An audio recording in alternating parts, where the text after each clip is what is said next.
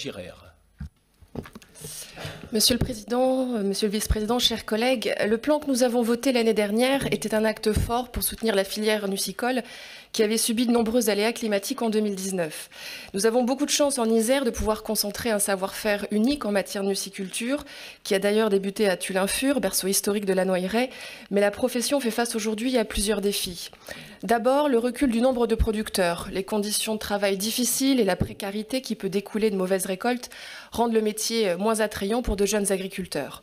Ensuite, les concurrences européennes et internationales qui viennent inonder les marchés avec des prix plus attractifs.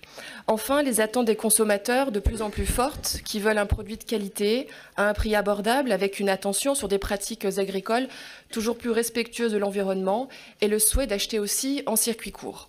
Face à ces enjeux, il est indispensable que les collectivités locales accompagnent les nuciculteurs qui font évoluer leurs pratiques et qui s'adaptent aux nouvelles réalités de leur filière. En ce sens, le plan initié par la région Auvergne-Rhône-Alpes et décliné en Isère est une très bonne initiative.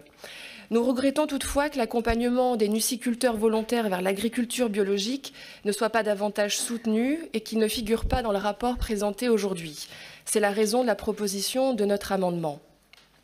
Le rapport évoque la certification HVE, haute valeur environnementale. C'est une bonne chose et il faut continuer à la développer. Mais la certification HVE reste différente du label bio. Le cahier des charges implique uniquement l'exploitation et non la transformation, le stockage, l'étiquetage et la commercialisation des produits, comme cela est obligatoire pour être certifié agriculture biologique. De plus, le développement du bio pourrait être une belle opportunité pour se différencier sur le marché mondial.